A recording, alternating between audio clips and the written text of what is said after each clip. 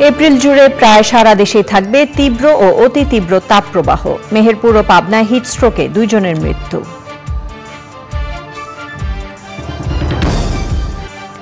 মুক্তিযুদ্ধের প্রথম গোলন্দাজ বাহিনী মুজিব ব্যাটারির স্মরণে চট্টগ্রামে কমপ্লেক্স উদ্বোধন। যুগোপযোগী সামরিক বাহিনী গঠনে উদ্যোগ অব্যাহত রাখার ঘোষণা।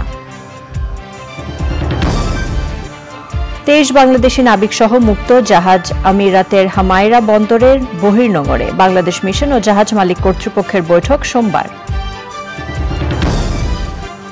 এবং চলতি মৌসুমে সরকারের ধান চাল সংগ্রহ শুরু 7ই মে। 32 টাকা কেজি দরে ধান আর 45 টাকা দরে সেদ্ধ চাল কেনার সিদ্ধান্ত।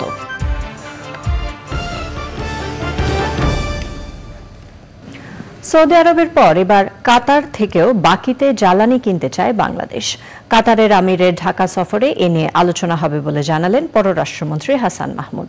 সংবাদ সম্মেলনে পররাষ্ট্রমন্ত্রী জানান, কাতারের আমিরের 2 দিনের সফরে বন্দি বিনিময় সহ 6টি চুক্তি এবং 5টি সমঝোতা সই হওয়ার কথা রয়েছে। পান্থ রহমানের রিপোর্ট। 2 দিনের রাষ্ট্রীয় সফরে সোমবার ঢাকা আসছেন কাতারের আমির Tamim bin Hamad Al Thani. সফরের বিস্তারিত জানাতে সংবাদ সম্মেলনে পররাষ্ট্রমন্ত্রী বলেন, মধ্যপ্রাচ্য সংকট ইস্যু ছাড়াও দ্বিপাক্ষিক বৈঠকে রপ্তানি বাণিজ্য, বিনিয়োগ, কৃষি আর জনশক্তি থাকবে আলোচনার টেবিলে। এই সফরে 11টি দ্বিপক্ষীয় দলিল স্বাক্ষরের কথা রয়েছে, তার মধ্যে 6টি চুক্তি এবং 5টি সমঝোতা স্মারক। এবং চুক্তিগুলো হচ্ছে দ্বৈত কর পরিহার ও কর ফাঁকি সংক্রান্ত চুক্তি, আইনগত বিষয়ে সহযোগিতা সংক্রান্ত চুক্তি, সাগর পথে পরিবহন সংক্রান্ত চুক্তি, উভয় দেশের পারস্পরিক বিনিয়োগ উন্নয়ন ও সুরক্ষা সংক্রান্ত চুক্তি, দুদেশের মধ্যকার দণ্ডপ্রাপ্ত ব্যক্তিদের বদলি সংক্রান্ত চুক্তি, যৌথ ব্যবসা পরিষদ গঠন সংক্রান্ত চুক্তি।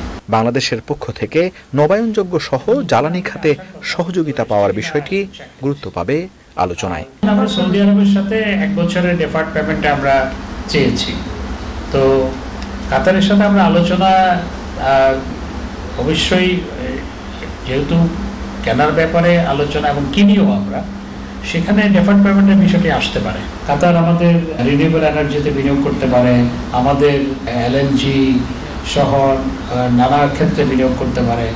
এছাড়া আমাদের কাতার যেমন আমাদের ব্যাংকিং সেক্টরে বিনিয়োগ করতে পারে।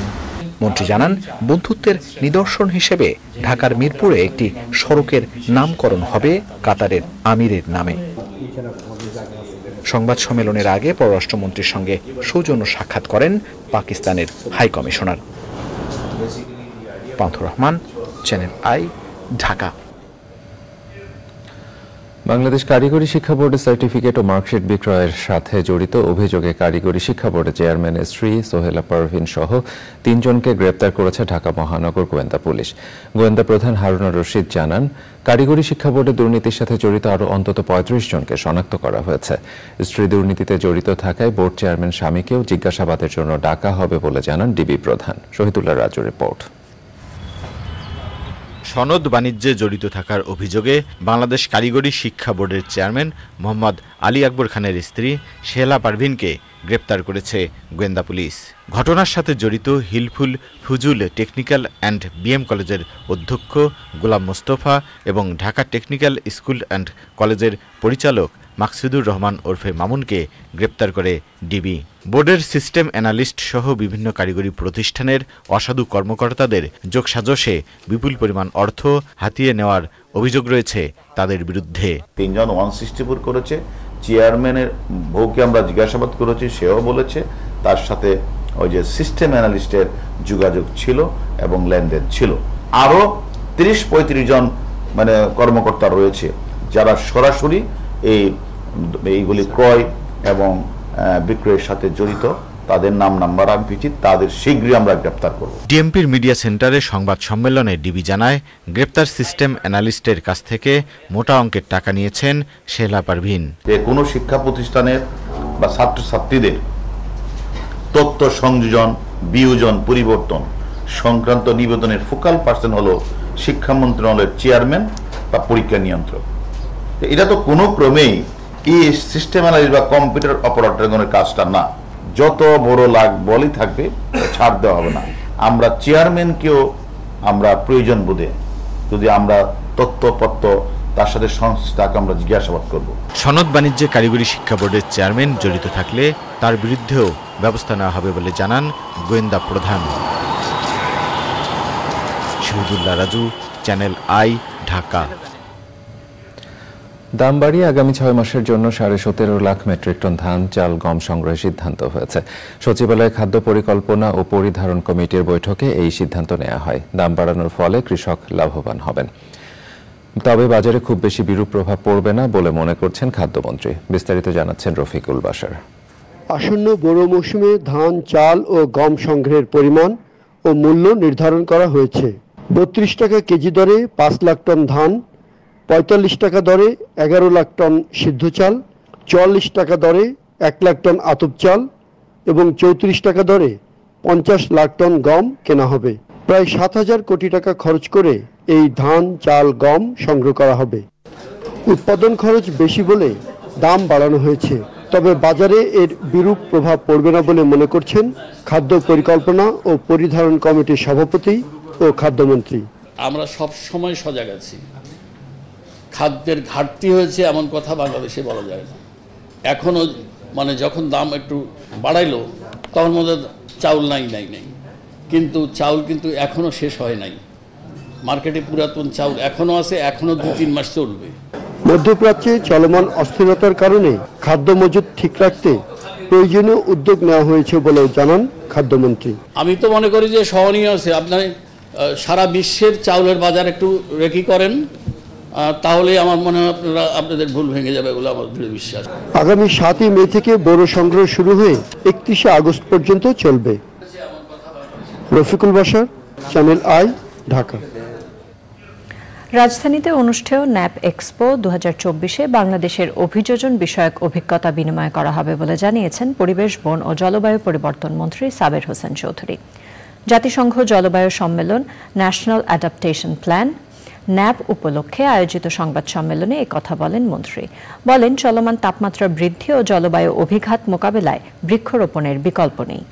সংবাদ সম্মেলনে অংশ নিয়ে বক্তারা বলেন, এই সম্মেলনে 104 দেশের প্রতিনিধিদের অভিজ্ঞতা বিনিময় ও পারস্পরিক সহযোগিতায় দেশগুলোর অভিযোজন লক্ষ্যমাত্রা অর্জন কার্যকর গতি পাবে।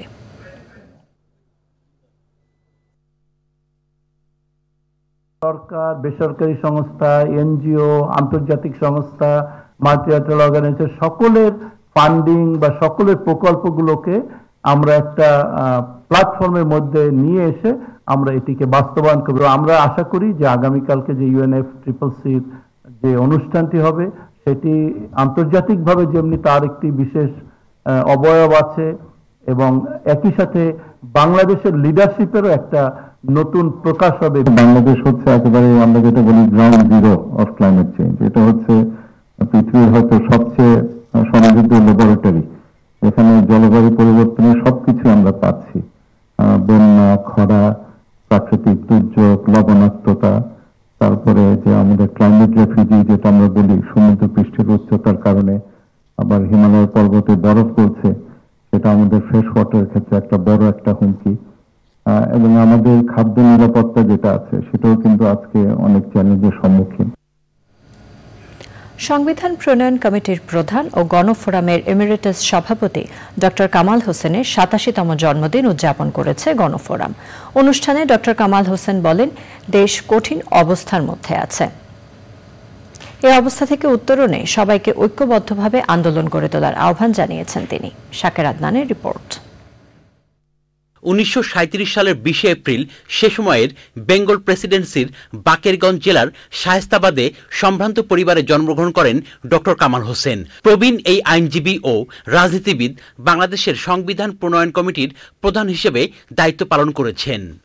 1957 সালে তিনি অক্সফোর্ড বিশ্ববিদ্যালয় থেকে স্নাতক, 1958 সালে bachelor of civil law degree এবং 1964 সালে আন্তর্জাতিক আইন বিষয়ে পিএইচডি করেন।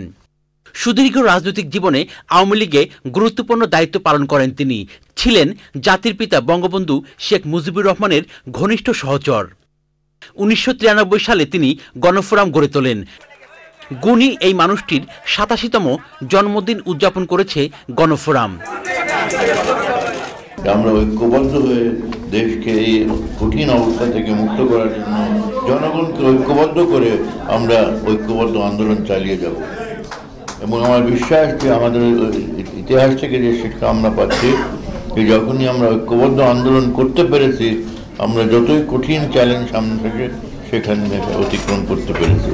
দেশে গণতন্ত্র প্রতিষ্ঠা এবং মানুষের কল্যাণ ও মঙ্গলের জন্য আজীবন কাজ করে যেতে চান বলে জানালেন doctor Kamal Hossain. Shakir Adnan, channel i, Dhaka. এবার রয়েছে আই স্পোর্টস।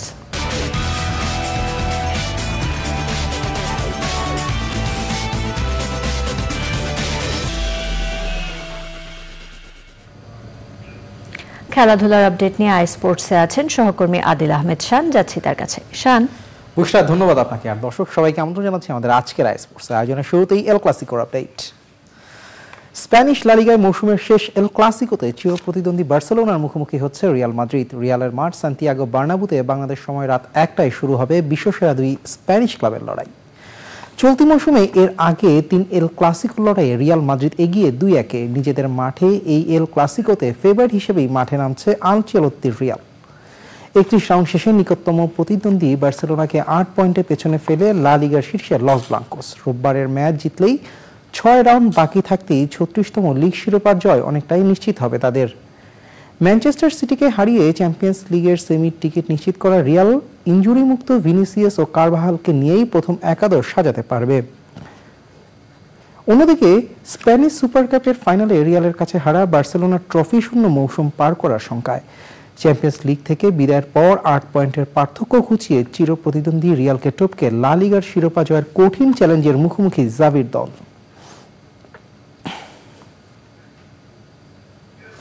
টাইগারদের আপডেট। জাতীয় ক্রিকেট দলের পারফরমেন্স অ্যানালিস্ট হিসেবে মহসিন শেখকে 2 বছরের জন্য নিয়োগ দিয়েছে বিসিবি। গত বছর নিউজিল্যান্ড সিরিজে টাইগারদের সাথে সাময়িক চুক্তিতে কাজ করলেও এবার 2026 সালের এপ্রিল পর্যন্ত তাকে নিয়োগ দিয়েছে বোর্ড। পরিচালক ও cricket operations chairman Jalal Yunus বিষয়টি নিশ্চিত করেছেন। পারফরমেন্স অ্যানালিস্ট হিসেবে পাকিস্তানি বংশোদ্ভূত এই অস্ট্রেলিয়ানের আছে দীর্ঘ অভিজ্ঞতা। বিগ ব্যাশ ও আইপিএলে একাধিক দলের সাথে কাজ করেছেন তিনি। বিসিবি জানিয়েছে আসছে জিম্বাবুয়ে সিরিজ থেকেই টাইগার ক্রিকেটারদের পারফরমেন্স বিশ্লেষণ করে কাজ শুরু করবেন মহসিন শেখ। দর্শক, এই ছিল আমার হাতে থাকা আজকের আই স্পোর্টস। আপনাদেরকে আবারও ফিরেছি বুস্টার কাছে মূল সংবাদে। শান, ধন্যবাদ আপনাকে। নারায়ণগঞ্জের ফতুল্লায় বিসিক শিল্পনগরীতে বকেয়া বেতনের দাবিতে বিক্ষোভ ও সংঘর্ষে শ্রমিক ও শিল্প পুলিশ সহ কমপক্ষে 30 জন আহত হয়েছেন। সকালে অবন্তী কালার টেক্সটাইল ও গার্মেন্টসের শ্রমিকরা বকেয়া বেতনের দাবিতে সড়ক অবরোধ করলে শিল্প পুলিশের সাথে সংঘর্ষ হয়।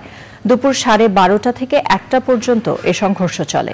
সে সময় উত্তেজিত শ্রমিকরা বেশ কয়েকটি গাড়ি ভাঙচুর করলে পঞ্চবটি মুক্তারপুর সড়কে তীব্র যানজটের সৃষ্টি হয়। শ্রমিকরা জানান তাদের 3 মাসের বেতন ও ঈদ বোনাস পাওনা আছে। একাধিকবার আশ্বাস দিয়েও মালিক পক্ষ তা পরিশোধ করেনি। সকালে শ্রমিকরা কাজে যোগ দিতে গিয়ে কারখানা বন্ধ দেখতে পান। কর্তৃপক্ষের সাথে এ নিয়ে কথা বলতে গেলে শ্রমিকদের কারখানা থেকে বের করে দেয়া হয়। সে সময় তারা রাস্তায় বিদ্যুতের খুঁটি ফেলে ও টেবিলে আগুন ধরিয়ে বিক্ষোভ করে। ঘটনাস্থলে পুলিশ জল কামান নিয়ে গেলে উত্তেজিত শ্রমিকরা তা ভাঙচুর করে। পুলিশ রাবার বুলেট ছোড়ে। এক পর্যায়ে শ্রমিক পুলিশ সংঘর্ষ বাধে। পরে বেতন ভাতা নিয়ে মালিক পক্ষের সাথে আলোচনার আশ্বাসে শান্ত হন শ্রমিকরা। প্রিয় দর্শক, সংবাদের রিপোর্ট নিয়ে নিচ্ছে একটি বিরতি। বিরতির পর জানিয়ে ফিরব। ইসরায়েলে নজিরবিহীন হামলার জন্য ইরানের সশস্ত্র বাহিনীকে খামেনির ধন্যবাদ। তেল আবিবের লক্ষ্যবস্তুতে হামলায় শক্তি প্রদর্শন হয়েছে মন্তব্য।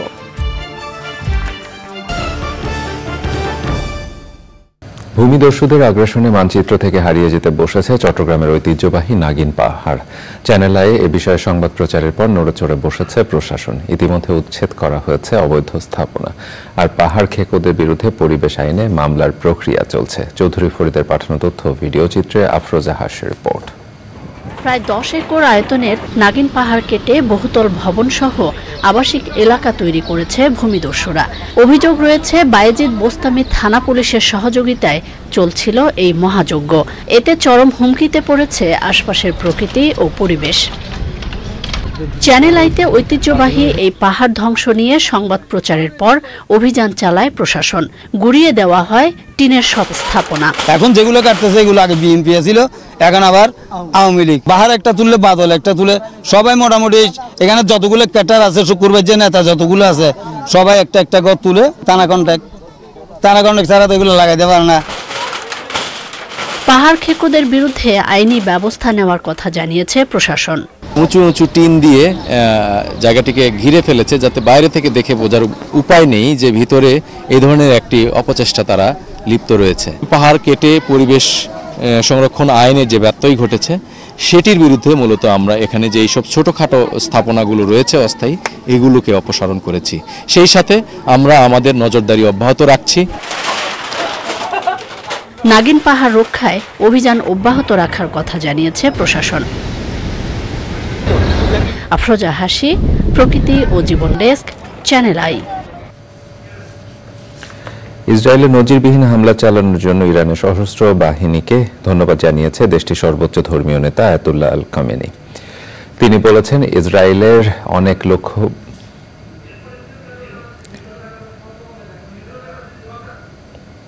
এবারে নিটলটাটা আন্তর্জাতিক সংবাদ।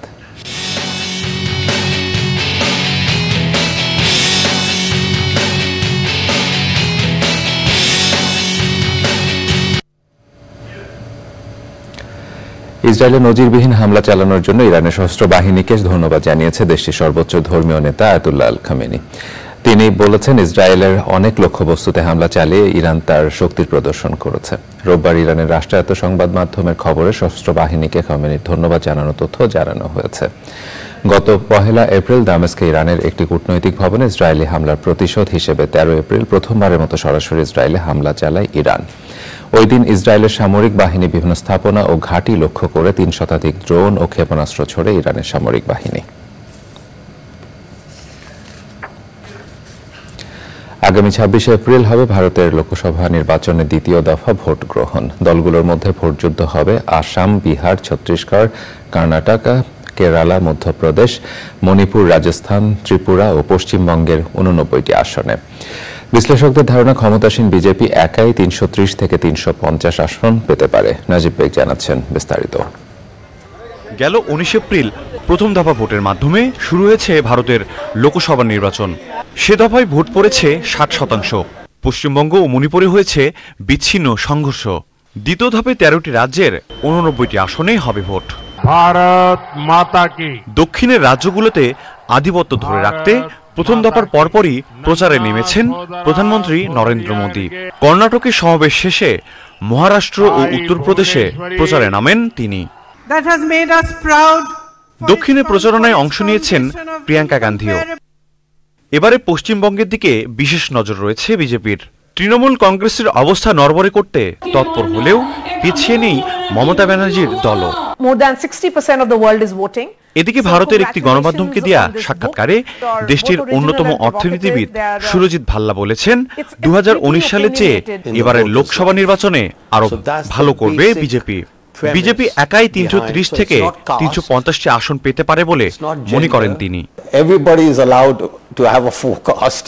My forecast is that based on the evidence available and statistical probabilities, they should get somewhere between 330 and 350 on their own.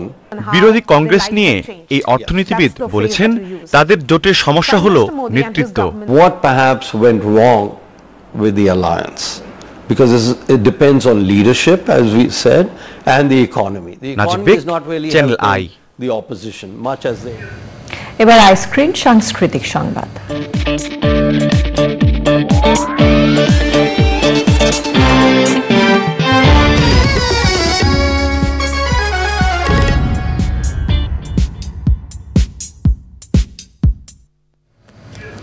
দেশে প্রথম আন্তর্জাতিক প্রতিবন্ধী শিল্প উৎসব শুরু হচ্ছে 26 এপ্রিল। সংবাদ সম্মেলনে দুদিনের এই উৎসবে বিস্তারিত তুলে ধরেন আয়োজকরা। ঢাকা থিয়েটার ও ব্রিটিশ কাউন্সিলের উদ্যোগে উৎসব অনুষ্ঠিত হবে বাংলাদেশ শিল্পকলা একাডেমিতে। 26 ও 27 এপ্রিল উৎসবে বাংলাদেশের 9টি ও পশ্চিমবঙ্গের দ্য ওয়েস্টল্যান্ড আ জার্নি সহ মোট 10টি নাটক প্রদর্শন করা হবে। সকাল 11টায় শুরু হয়ে রাত 8টা 30 মিনিট পর্যন্ত চলবে উৎসব।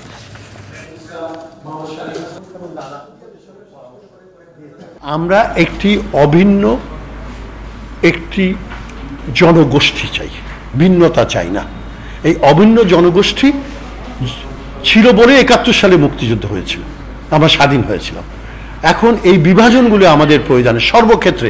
তবে আজকের এই আলোচনাটি এবং ঢাকা থিয়েটার, ব্রিটিশ কাউন্সিল এবং আইআইডি আমরা যারা আছি, আমরা সবাই সুন্দরম সহ আমরা মনেই করছি, আপনারাও একই কথা মনে করেন আমি জানি, যে আমরা এখানে বিভাজনটা, যেমন আমাদের ধর্মীয় বিভাজন আছে, আমাদের জাতিগত বিভাজন আছে, তেমনি করে আমাদের প্রতিবন্ধী বিভাজন আছে, যেগুলি থাকবে কেন? এগুলি সব এক হওয়া উচিত।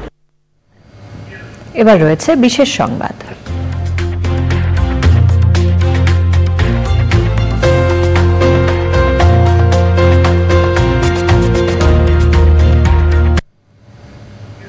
Chittagong women chamber of commerce and ইন্ডাস্ট্রির উদ্যোগে মাসব্যাপী ১৪তম আন্তর্জাতিক উইমেন এসএমই এক্সপো শুরু হয়েছে।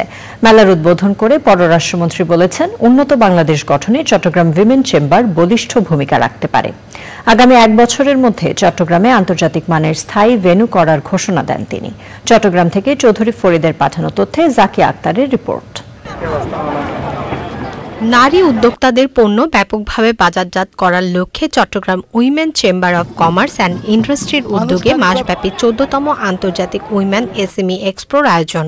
চট্টগ্রামের পোলো গ্রাউন্ড মাঠে বর্ণাঢ্য এই মেলায় সহযোগিতায় রয়েছে রপ্তানি উন্নয়ন ব্যুরো, এফবিসিসিআই এবং আইএলও প্রোগ্রেস প্রজেক্ট। প্রথম এবং প্রধান কথা হচ্ছে প্রান্তিক নারীদেরকে এগিয়ে নিয়ে আসা। নারী উদ্যোক্তাদের তৈরি পণ্য দেশে এবং আন্তর্জাতিক পর্যায়ে নিয়ে যেতে এই মেলার আয়োজন। এসএমই সেক্টরের যারা আছে, যা পণ্য তৈরি করছেন, এগুলো একটা এক্সপোজিশন হোক, সবাই জানুক।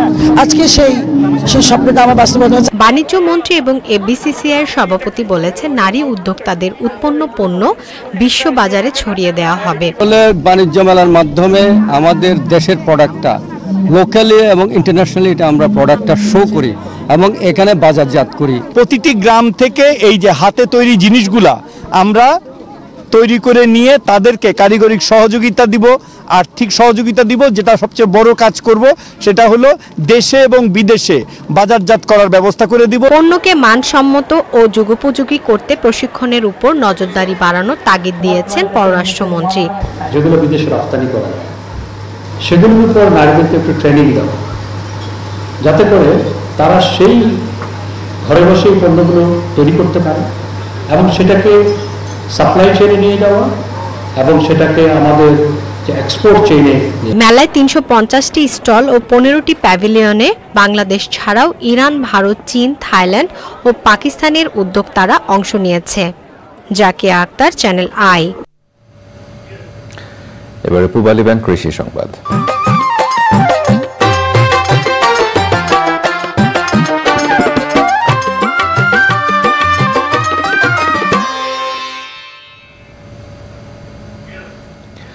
মেহেরপুর ও চুয়াডাঙ্গায় ভার্মি কম্পোস্ট ব্যবহারের পরিধি বাড়ছে। বাণিজ্যিকভাবে এই সার উৎপাদন এবং বিক্রি করে ভাগ্য বদলেছেন কৃষক। ভার্মি কম্পোস্ট বা জৈব সার ব্যবহারে মাটির উর্বরা শক্তি বাড়ার সাথে সাথে রাসায়নিক সার ব্যবহারের মাত্রাও কমে গেছে। মেহেরপুর থেকে গোলাম মোস্তফা ও চুয়াডাঙ্গা থেকে রাজীব হাসান কোচির পাঠানো তথ্য ও ভিডিও চিত্রে সুদীপ্তা মাহমুদের রিপোর্ট। মেহেরপুর সদর উপজেলার আমঝুপি গ্রামের তরুণ উদ্যোক্তা রিমন শেখ ২০১৯ সালে কেঁচো দিয়ে ভার্মি কম্পোস্ট বা জৈব সার উৎপাদন শুরু করেন। কেঁচো কম্পোস্ট বা ভার্মি কম্পোস্ট বিক্রি করে সব খরচ বাদে মাসে তার আয় প্রায় ১ লাখ টাকা। যদি আমাকে সরকার সার্বিকভাবে সহযোগিতা করে তাহলে অদূর ভবিষ্যতে আমি আমার খামারকে একটা পরিপূর্ণ বাণিজ্যিক রূপ দান করতে পারবো বলে আমি বিশ্বাসী। চুয়াডাঙ্গা সদর উপজেলার আলোকদিয়া ইউনিয়নের পিতম্বরপুর গ্রামের কৃষক আসাবুল হক একটি বাড়ি একটি খামার প্রকল্পের আওতায় কুষ্টিয়া থেকে প্রশিক্ষণ নেন। পরে 7টি রিং দিয়ে কেঁচো ও গোবরের মিশ্রণে ভার্মি কম্পোস্ট উৎপাদন শুরু করেন। এখন মাসে মনে করেন 100 টন কেঁচো সার আমার উৎপাদন, জৈব সার আমার হচ্ছে উৎপাদন করা ক্যাপাসিটি। মেশিন আগে একটা ছিল, এখন দুটোর থেকে। তারপরে এই যে কেঁচো শেডের জন্য আরেকটা মেশিন হাতে নিয়েছি, এটাও করবো। মোটামুটি আল্লাহর রহমতে খুব ভালো জিনিস এটাও। কেঁচো থেকে সার তৈরির জন্য 1 মাসের পুরনো গোবর ব্যবহারের পরামর্শ দেয় কৃষি বিভাগ। মাটির স্বাস্থ্য সুরক্ষার জন্য এখন যে বিষয়টাকে আমরা সবচেয়ে বেশি গুরুত্ব দিচ্ছি সেটা হচ্ছে মাটিতে রাসায়নিক সারের ব্যবহার কমিয়ে জৈব সারের ব্যবহার যেন আমরা বৃদ্ধি করতে পারি। চুয়াডাঙ্গা সদরে আমরা ভার্মি কম্পোস্টের বিভিন্ন প্রদর্শনী দিয়েছি এবং কৃষককে বিভিন্ন ট্রেনিং এবং উঠান বৈঠক সবকিছু মাধ্যমে উদ্বুদ্ধ করছি তারা যেন নিজেদের ভার্মি কম্পোস্টটা নিজেরা তৈরি করে। ভার্মি কম্পোস্ট উৎপাদনের জন্য চুয়াডাঙ্গা, মেহেরপুর ও ঝিনাইদহ সহ বেশ কিছু জেলা থেকে গোবর সংগ্রহ করেন কৃষক। বর্ষা মৌসুমে জৈব সার উৎপাদন কার্যক্রম বন্ধ থাকে। Sudipta Mahmud, channel i. এবারে প্রকৃতি সংবাদ।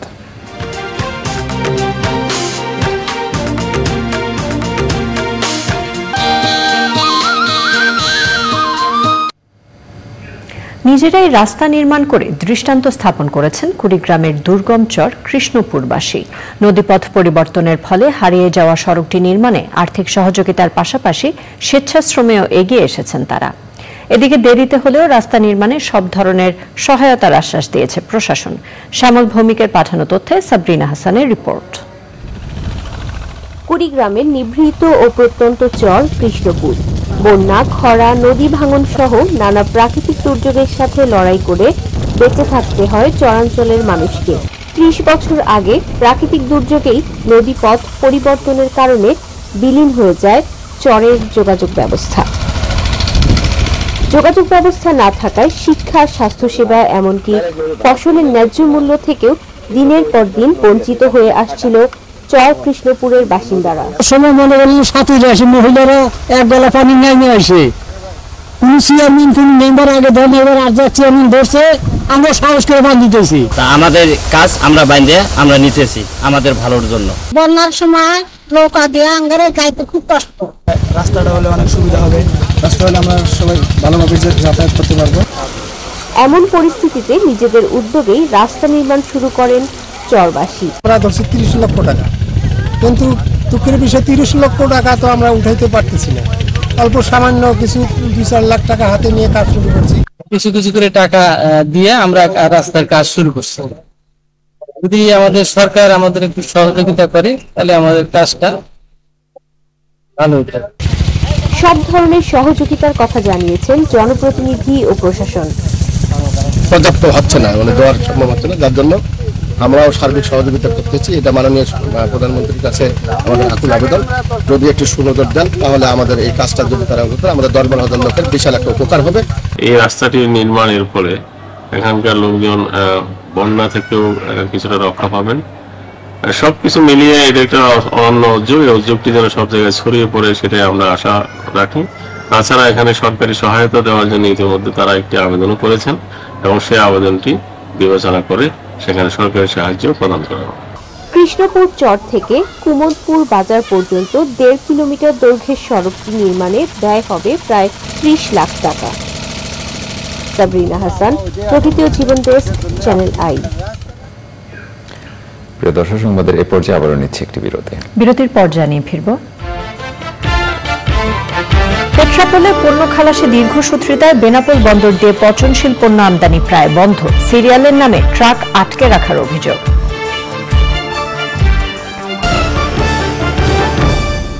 ভারতে পেট্রাপোল বন্দরে পচনশীল পণ্য খালাসে দীর্ঘসূত্রিতার কারণে বেনাপোল বন্দর দিয়ে ওসব পণ্য আমদানি প্রায় বন্ধ হয়ে গেছে। সংশ্লিষ্টদের অভিযোগ, পেট্রাপোল বন্দর কর্তৃপক্ষ সিরিয়ালের নামে ট্রাক আটকে রাখে।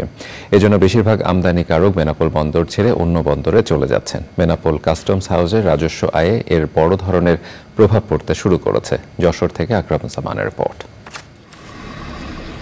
ভারত থেকে পচনশীল পণ্যর বড় একটা অংশ আমদানি হয় বেনাপোল বন্দর দিয়ে। প্রতিদিন বিভিন্ন ধরনের ফল ও মাছ সহ বিভিন্ন ধরনের সবজি এবং পচনশীল পণ্য আমদানি হয় দুপুরের পরপরই। ফলে সন্ধ্যার আগেই এসব পণ্য চালান খালাস হয়ে চলে যায় ঢাকা সহ দেশের বিভিন্ন স্থানে। বর্তমানে ভারতীয় বন্দর কর্তৃপক্ষ সিরিয়ালের নামে পচনশীল পণ্য আমদানির ক্ষেত্রে দুপুরের পর 20 ট্রাক জেনারেল পণ্যর পর মাত্র 5 ট্রাক পচনশীল পণ্য রপ্তানি নিয়ম চালু করে। ফলে অধিকাংশ পচনশীল পণ্য চালান দিনের পর দিন প্রবেশ করতে না পেরে ওপারেই নষ্ট হচ্ছে বলে অভিযোগ আমদানিকারকদের। Indian LPR manager, land port অথরিটির যে ম্যানেজার আছে কমল বাবু, উনি 2 পাইসের একটা ধান্দা করে কিছু গাড়ি ঢুকাইছিল 2-1 দিন, তারপরে সেটা না দেওয়ার কারণে আমাদের এক্সপোর্টাররা আবার উনি পূর্বের নিয়মে ফিরে গেছে, যা পেরিশেবল আইটেম সকাল থেকে শুরু হয় রাত 10টা পর্যন্ত ঢোকে। উনি এখন পেরিশেবল হাইলি পেরিশেবলের সাথে সাধারণ পণ্য একীভূত করে মাল উনি ইন্ডিয়া থেকে বাংলাদেশে এক্সপোর্ট করছেন, যেটা সম্পূর্ণ সারা আন্তর্জাতিক যে রুলস সেটাকে উনি ব্রেক করছেন এবং এতে আমদানিকারকদের ক্ষোভের সৃষ্টি হয়েছে। সকাল থেকে রাত 12টা পর্যন্ত জেনারেল গুডস আমদানির অনুমতির দাবি আমদানিকারকদের। পেট্রাপোলের সিডব্লিউসির নতুন ম্যানেজার আসার কারণে উনি টাকাও নিচ্ছে এবং বিভিন্ন হয়রানিমূলক কাজ করতেছে, বিধায় আমদানিকারকরা অন্য পোর্টে মুখ ঘুরায় নিয়ে গেছে। যে কোনো মূল্যে 3টে পর্যন্ত পেরিশেবল ঢুকবে, বাকি 3 ঘন্টার মধ্যে অ্যাসেসমেন্ট কমপ্লিট করলে আর এই জটিলতা থাকে না। পচনশীল পণ্য খালাসে দ্রুত আমদানিতে সিরিয়ালের নামে দীর্ঘসূত্রিতা প্রথা বাতিল করে আগের মতো আমদানি পণ্য খালাসে দু দেশের মধ্যে দ্বিপাক্ষিক আলোচনা করে দ্রুত সমাধানের দাবি জানিয়েছেন আমদানিকারকরা। পচনশীল পণ্য সমূহ দিনব্যাপী যাতে সারাদিন ব্যাপী আমাদের বেনাপোল বন্দরে পাঠানো হয় সে বিষয়ে সিরিয়াল সেইভাবে সুষ্ঠুভাবে মেনটেন করার জন্য আমি পেট্রাপোল পোর্ট ম্যানেজার মহোদয়কে অনুরোধ করেছি। সমস্যা সমাধানের জন্য ইতিমধ্যে পেট্রাপোল বন্দর ম্যানেজারের সাথে যোগাযোগ করা হয়েছে বলে জানান কাস্টমস কর্মকর্তা। কিন্তু বেশ কিছুদিন হলো বেনাপোলের অপর দিকে পেট্রাপোল বন্দরে গাড়ির সিরিয়ালের নামে এক ধরনের জটিলতার খবর আমরা পেয়েছি, যে কারণে অনেক গাড়ি এখন কম ঢুকছে এবং আমদানিকারকরা তাদের সুবিধার্থে অন্য কোনো পোর্টের দিকে চলে যাচ্ছে। দুই দেশের অর্থনীতির উন্নয়নে পচনশীল পণ্য খালাসে দ্রুত সমাধানের আশা বন্দর সংশ্লিষ্ট ব্যবসায়ীদের। যশোর থেকে আকরামুজ্জামান, চ্যানেল আই। মার্কিন স্টেট ডিপার্টমেন্টের সহযোগিতায় গবেষণা প্রতিষ্ঠান Centre for Governance Studies CGS the war against misinformation continues CMIB প্রকল্পের সমাপনী পর্ব করেছে। ভুয়া তথ্য মোকাবেলার চ্যালেঞ্জ ও উত্তরণের উপায় চিহ্নিত করতে গত 1 বছরে সারা দেশে 14টি সংলাপ ও প্রশিক্ষণ পরিচালনা করেছে সিজিএস। সমাপনীতে সিজিএস এর নির্বাহী পরিচালক জিল্লুর রহমান বাংলাদেশে ভুয়া তথ্য রোধে প্রকল্পে সহযোগিতার জন্য মার্কিন স্টেট ডিপার্টমেন্টকে ধন্যবাদ জানান। সে সময় সাংবাদিকদের প্রশংসা করে ঢাকায় নিযুক্ত যুক্তরাষ্ট্রের দূতাবাসের পাবলিক অ্যাফেয়ার্স কাউন্সিলর স্টিফেন ইবেলি বলেন, প্রযুক্তির প্রসারের সাথে সাথে সাংবাদিকদের কাজ আরও কঠিন হচ্ছে। সিএমআইবি প্রকল্পের মাধ্যমে সাংবাদিকদের ভুয়া তথ্য শনাক্ত করতে সহযোগিতা করতে সিজিএসকে ধন্যবাদ জানান তিনি। বিআরবি হাসপাতালের 10ম প্রতিষ্ঠা বার্ষিকী এবং সেবা সপ্তাহ উদযাপন করা হয়েছে। স্বাস্থ্য সেবায় 10 বছর পূর্তি উপলক্ষে রাজধানীর পান্থপথে বিআরবি হাসপাতালের আয়োজনে বর্ণিল ও জাঁকজমকপূর্ণ অনুষ্ঠানের আয়োজন করে প্রতিষ্ঠানটি। প্রতিষ্ঠা বার্ষিকীর উদ্বোধন ঘোষণা করেন বিআরবি হসপিটালস লিমিটেডের ব্যবস্থাপনা পরিচালক মোহাম্মদ পারভেজ রহমান। অনুষ্ঠানে প্রধান অতিথি ছিলেন বিআরবি হসপিটালস লিমিটেডের পরিচালক মোহাম্মদ শামসুর রহমান। পবিত্র কোরআন তেলাওয়াতের মাধ্যমে অনুষ্ঠান শুরু হয়ে জাতীয় পতাকা উত্তোলন, কবুতর অবমুক্তকরণ, বর্ণাঢ্য র্যালি ও সেবা সপ্তাহের শুভ উদ্বোধন সহ অন্যান্য কর্মসূচির আয়োজন করা হয়। প্রতিষ্ঠা বার্ষিকী উপলক্ষে বিআরবি হসপিটাল বিশেষ সেবা সপ্তাহ চলবে 21 থেকে 27 এপ্রিল পর্যন্ত। ঈদযাত্রায় 17 দিনের সড়ক দুর্ঘটনায় 320 জন নিহত হয়েছেন, আহত হয়েছেন 462 জন। এর মধ্যে মোটরসাইকেল দুর্ঘটনায় সবচেয়ে বেশি 115 জন নিহত হয়েছে। বাংলাদেশ সড়ক পরিবহন কর্তৃপক্ষ বিআরটিএ চেয়ারম্যান নূর মোহাম্মদ মজুমদার এক সংবাদ সম্মেলনে সব তথ্য জানান। তিনি বলেন, বিআরটিএর বিভিন্ন কার্যক্রমে এবার যানজট মুক্ত ঈদযাত্রা উপহার দেওয়া সম্ভব হলেও দুটি বড় সড়ক দুর্ঘটনা এই সফলতাকে ম্লান করেছে। এই দুটি দুর্ঘটনার ক্ষেত্রে মোটরযানগুলোর কাগজপত্র মেয়াদ উত্তীর্ণ ছিল। আইন না মানলে সড়কে মৃত্যু ঠেকানো যাবে না বলেও উল্লেখ করেন তিনি। কার্যক্রম গ্রহণের মাধ্যমে একটি যানজট মুক্ত ঈদযাত্রা উপহার দেওয়া সম্ভব হলেও দুটি বড় সড়ক দুর্ঘটনা এই সফলতাকে কিছুটা ম্লান করেছে। পবিত্র ঈদ উল ফিতর 2024 চলাকালীন অর্থাৎ 2004 এপ্রিল থেকে 20 এপ্রিল পর্যন্ত 17 দিনে বিআরটিএ রিপোর্ট অনুযায়ী 286টি সড়ক দুর্ঘটনায় 320 জন নিহত ও 462 জন আহত হয়।